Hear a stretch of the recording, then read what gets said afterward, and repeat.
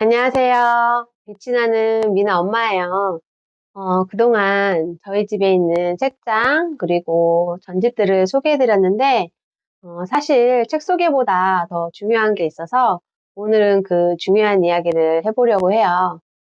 성공적인 책육아를 하기 위해 꼭 놓치지 말아야 할 세 가지를 오늘은 이야기해 볼게요.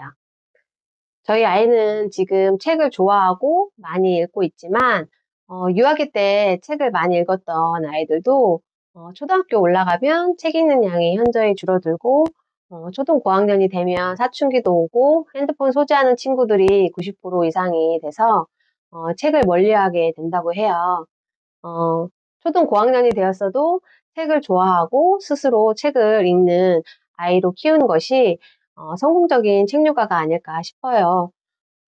전문가나 선배맘들의 이야기를 들어보면 초등 고학년 때까지도 계속 꾸준히 아이가 스스로 책을 읽었던 아이들은 중학교, 고등학교 때에도 책에 대한 필요성을 느껴서 틈틈이 책을 읽는데, 초등 고학년 때 책을 놓아버리는 친구들은 중학교, 고등학교 그 이후로도 책을 거의 잘 안 읽는다고 해요. 저는 책을 통해서 지식을 쌓고 사고력, 논리력을 키워서 공부 성적을 키우기 위해 독서를 한다기보다 어, 독서 습관을 만들어주고 책이 그냥 삶의 일부가 되게 삶 속에 그냥 젖어들게 하고 싶어서 책육아를 하고 있는데, 꾸준히 책을 좋아하고 책 읽는 습관을 만들어주는 게 제일 중요한 것 같아요. 성공적인 책육아를 위해 꼭 해야 할 첫 번째는 환경 조성이에요. 제가 이 칠판에 적어둘게요.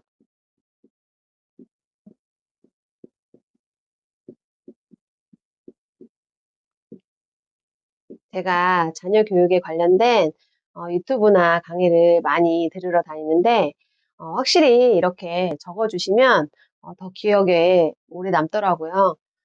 사실 요 칠판은 미나를 위해서 구매한 건데, 저도 한번 활용을 해보려고 해요. 환경 조성이라는 건 말 그대로 아이가 책을 볼 수 있는 환경을 저희가 세팅해 주는 건데, 처음부터 거창하게 거실 서재화를 하라는 건 아니고, 제가 이전 영상에서도 여러 번 꿀팁들을 얘기했었는데, 거실에 그럴싸한 책장 하나 있는 것보다 아이가 돌아다니는 여러 곳에 낮은 책장이 많이 있는 게 훨씬 더 효과적인데, 굳이 낮은 책장이 아니어도 그냥 바구니나 아니면 몇 권 그냥 깔아 두셔도 그것만으로도 아이에게 노출이 되기 때문에 너무 부담 갖지 마시고, 처음에는 아이에게 책을 좋아하고 흥미를 갖게 하는 거에 큰 의의를 두시고 편하게 놀잇감을 여기저기에 놓아둔다는 생각으로 책을 두시면 될 것 같고요. 아이가 책을 좋아하고 책 읽는 양이 많아지면 그때 점점 아이 이제 발달에 맞춰서 전집이나 소전집, 단행본들을 구매하시면서 책장을 늘리시는 거를 추천드려요.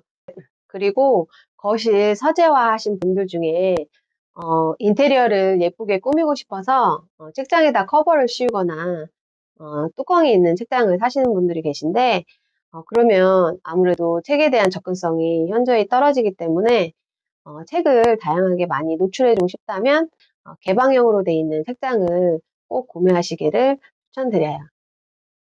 성공적인 책육아를 위한 중요한 두 번째는 재미예요, 재미.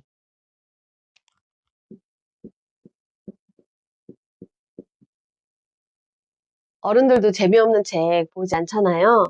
재미없는 드라마, 영화 다 보지 않아요. 아이들은 더 솔직합니다. 아이들은 재밌어야지 책을 봅니다. 재밌지 않으면 보지 않아요. 우리 아이가 책을 혹시라도 좋아하지 않는다면 재밌는 책을 아직 아이가 보지 못한 거예요. 아이가 어떤 거에 관심이 많고 어떤 거에 흥미를 갖는지 평소 엄마가 아이를 유심히 관찰을 해주시는 게 중요하고요.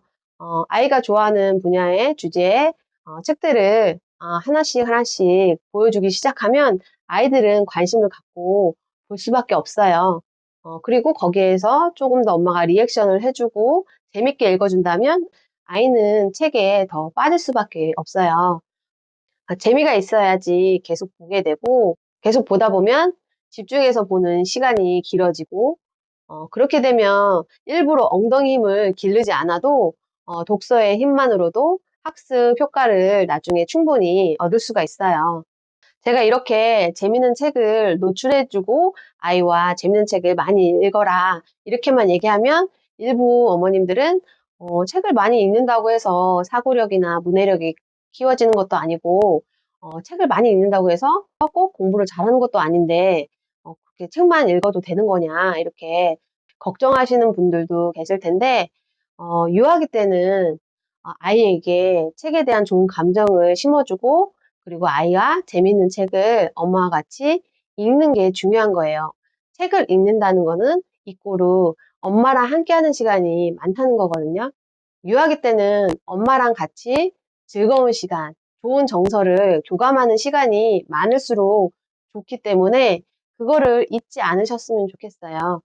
책에서 방대한 지식을 얻고 논리력, 사고력, 문해력을 키우려고 너무 조급한 마음을 갖지 마시고 초등학교 올라가고 나서 논리적으로 사고하고 책을 읽고 요약하는 힘, 그리고 문해력, 어휘력, 다 모든 것을 그때 시작해도 절대 늦지 않거든요.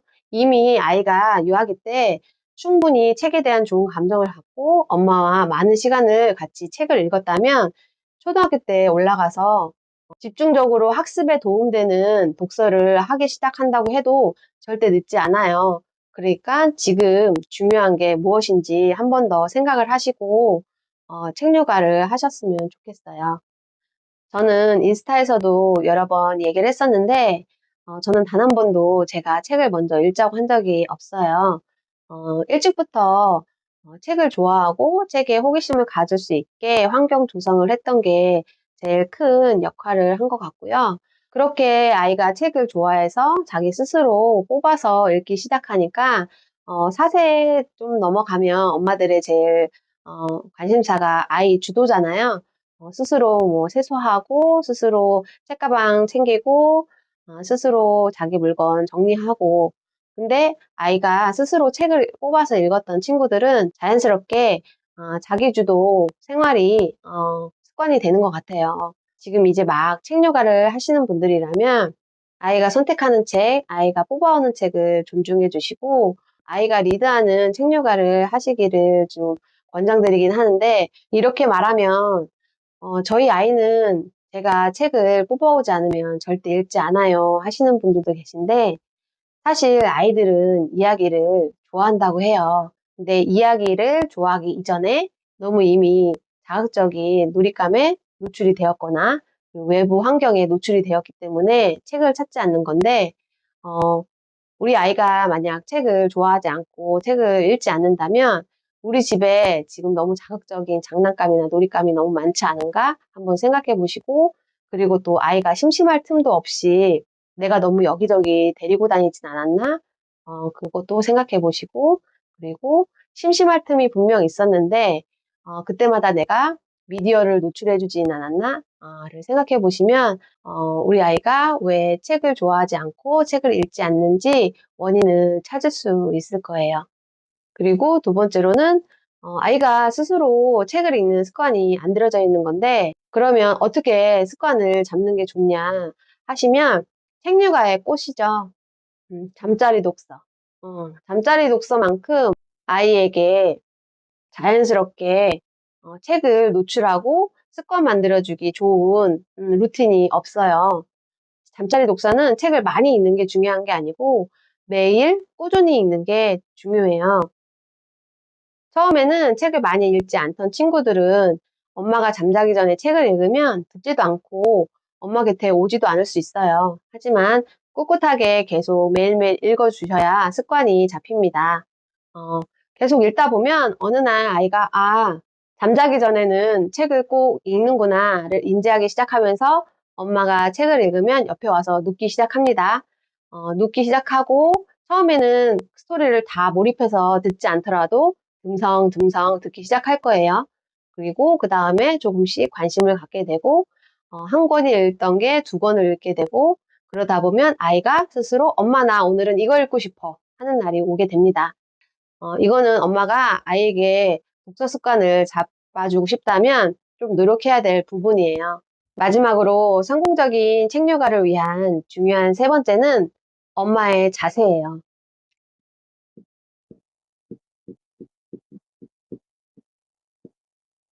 사실 이게 제일 중요해요. 아까도 말했다시피 특히 유아기 때는 아이가 책에 대한 좋은 감정을 갖고 책을 즐겁게 엄마랑 같이 소중한 시간을 보내는 게 중요하다고 한 것처럼 엄마가 욕심이 분명 생길 수 있어요. 저 또한 저희 아이가 인지 발달도 빠르고 언어도 빨라서 더 빨리빨리 수준 높은 책을 익히고 싶었고 한글도 빨리빨리 떼고 싶었고 그런 마음이 아예 없었다고 하면 거짓말이고요. 하지만 그 마음을 꾹꾹 쓰레기통에다가 버려버리고 그냥 아이와 재밌는 책을 많이 많이 읽자 라는 마음으로 지금 책 육아를 하고 있는데요.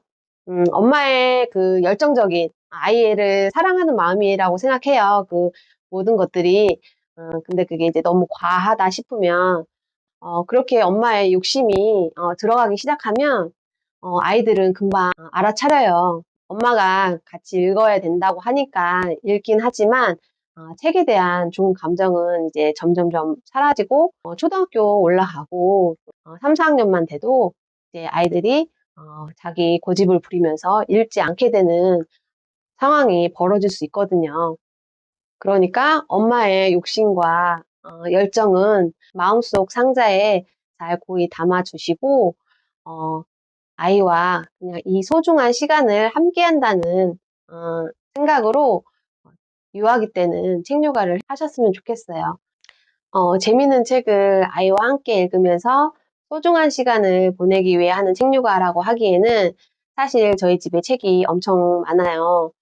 근데 책을 사는 것까지만 엄마의 욕심이고 그 이후는 엄마의 욕심을 절대 아이에게 보여줘서는 안 돼요. 보통 비싼 전집을 사면 엄마들이 열정을 갖고 책을 재독하고 독후 활동도 하고 하부루타 질문도 하고 하게 되는데 처음에는 아이들이 좋아해서 같이 읽다가 엄마의 욕심이 계속 드러나는 순간 아이들은 금방 흥미를 잃어버릴 수 있어요. 유아기 때는 책을 읽는 게 엄마랑 함께 할 수 있는 시간이니까 붙어서 읽다가 초등 2, 3학년만 돼도 책에 대한 좋은 감정이 남아있지 않고 어쩔 수 없이 읽었던 아이들은 책과 빠이빠이를 한다고 해요. 그때 가서 습관을 들이려고 하면 엄청 어려울 수 있으니 유아기 때는 욕심을 버리고 그냥 아이와 재미있는 책을 읽는 소중한 시간을 갖는다라는 생각으로 가벼운 마음으로 책 육아를 하셨으면 좋겠어요. 저는 아이의 인지 발달에 맞춰서 아이의 호기심을 채워줄 수 있는 다양한 영역의 책들을 보여주는 것을 추천드리는데 그렇다고 저처럼 책을 막 무조건 다 많이 사서 보여주라는 건 아니고요.